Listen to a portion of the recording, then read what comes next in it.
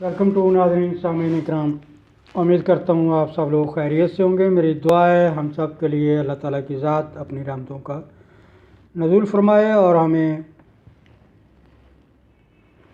अमल साले करने की तौफ़ीक अता फरमाए। मेरा आज का टॉपिक है रज़ामंदी। कानून की ज़बान में पाकिस्तान पीनल कोड मजमूआ ताज़ीरात पाकिस्तान दफ़ा 87 और 88, इसके तहत रज़ामंदी की क्या तारीफ़ है, रज़ामंदी क्या होती है, कानूनी हैसियत क्या है इसकी, क्या ये काबिल जुर्म है या इससे मुबर्रा है। तो नाज़रीन इकराम, रज़ामंदी कंसेंट इंग्लिश में कहते हैं, जिसको दफ़ात 87 और 88 के तहत ऐसे अफ़ाल जो मज़रूब या मुतसरा शख्स की रज़ामंदी से सर अंजाम दिए जाएं तो वो जुर्म नहीं होते। अगर उसमें वो काम करवाने वाला या रज़ामंदी ज़ाहिर करने वाला या रज़ामंदी देने वाला दूसरे शख्स को कि ठीक है भाई आप ये काम करें, मैं इसका ज़िम्मेदार हूँगा, आप ज़िम्मेदार नहीं होंगे, आप मेरा ये काम कर दें, नफ़ा हो नुकसान हो, तो वो जुर्म नहीं है। ये इस्तिस्ना यानी एग्ज़म्पशंस में आता है जो कानून ने दी हैं कि कुछ ऐसे अफ़ाल जिन पे छूट होती है, जुर्म नहीं उसको समझा जाता है, जो नेक नीति पर मुबनी होते हैं तो उनको जुराइम में शामिल नहीं किया जाता है। वो शख्स जो काम कर रहा है वो दूसरे की रज़ामंदी की वजह से कर रहा है, वो नेक नीति पे कर रहा है।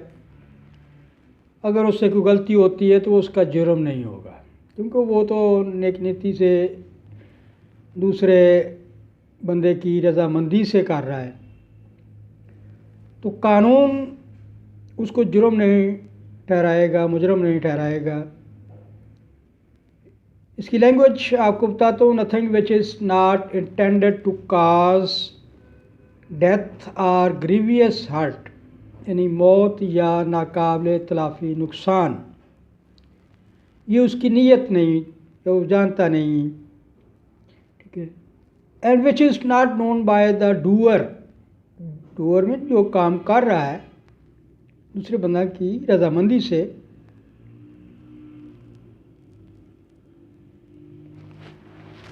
To be likely to cause death or grievous hurt is an offense by reason of any harm which is may cause or be intended by the order the other person who giving his consent by the doer to cause to any person above 18 years of age who has given consent, whether express or implied, to suffer that harm or by reason of any harm which it may be known by the doer to be likely to cause to any such person who has consented to take the risk of that harm। वही जो मैंने पहले आपको बताया कि रज़ामंदी देने के लिए कुछ शराइत भी हैं।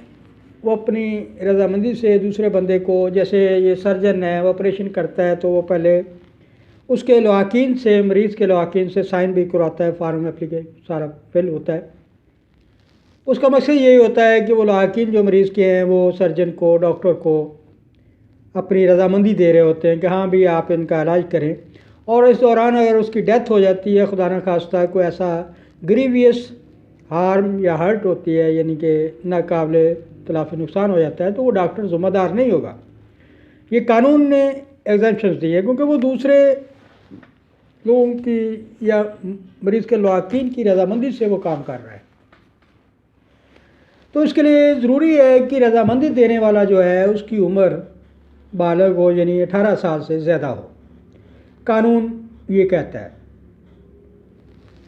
क्योंकि नाबालिग की रजामंदी एक्सेप्टेबल नहीं होती इतनी, उसको अपने बेनिफिट्स और नुकसानात, फ़ायद और नुकसानात का इतना तजर्बा और इल्म नहीं होता। इसलिए कानून ने 18 साल प्लस की उम्र मुकर्रर की है। 18 साल का बालग हो जाता है बंदा कानून की नज़र में, या उससे ऊपर उम्र हो बंदे की, आदमी की, उसकी रजामंदी से जब दूसरा बंदा कोई काम करता है उसके नफ़े नुकसान के लिए नेक नीति पर, तो उसमें कोई नुकसान हो जाता है तो वो ज़िम्मेदार नहीं होता काम करने वाला। डूअर जो है वो काम करने वाला यानी कि उसका ज़िम्मेदार नहीं होगा। तो इसलिए ये जुर्म नहीं होगा और ना ही उस पर कोई फ़र्द जुर्म आयद होगी। मिसाल के तौर पर दो बंदे तलवार ज़नी करते हैं, एक ए है दूसरा बी है, एक और बी दोनों नेक नीति से तलवार ज़नी यानी ये खेल प्ले कर रहे हैं। उसमें ए भी अपनी तरफ से नेक नीति पे, बी भी है, उन दोनों में से किसी एक को ज़रब आ जाता है तलवार से, तो उसका मतलब ये नहीं है कि वो ज़रब लगाने वाला मुजरम होगा, वो तो अपनी बाहमी रजामंदी से दोनों ये फेंसिंग या तलवार ज़नी कर रहे हैं।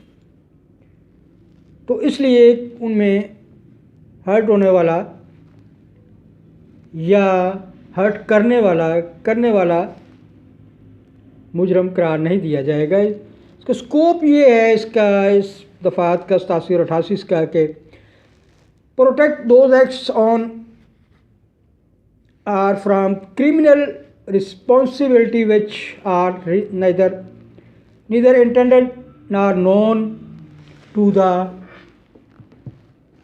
doer to be likely to cause death or grievous hurt, and are done by consent, रजामंदी से किए गए काम।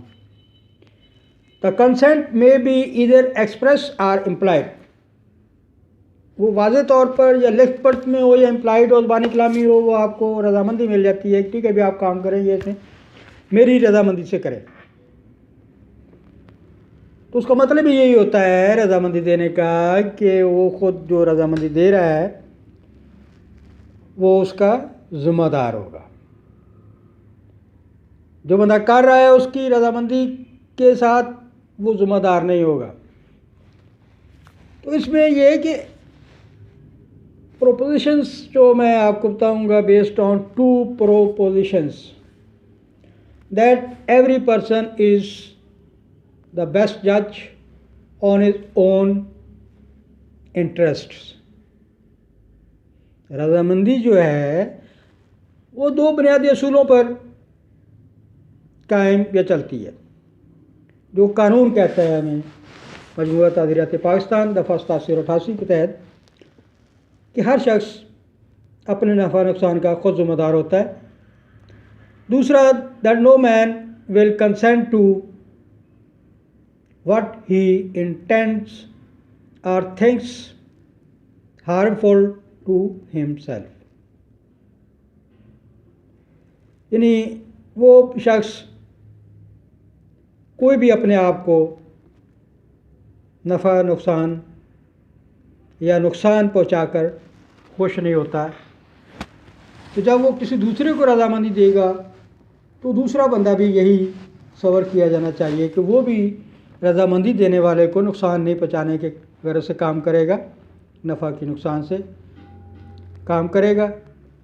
तो इसके लिए section does not permit a man to give his consent और anything intended are known to be likely to cause his own death or grievous hurt।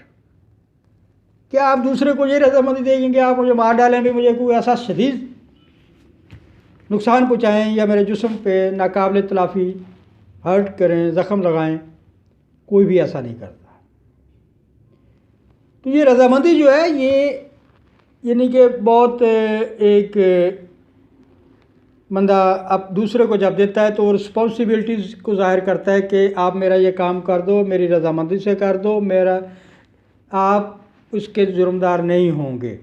इसका मतलब ये है। इसके साथ ही आपसे गुजारिश करूँगा मेरे चैनल को सब्सक्राइब, लाइक और व्यू करें। Thank you very much. अपना ख्याल रखिएगा।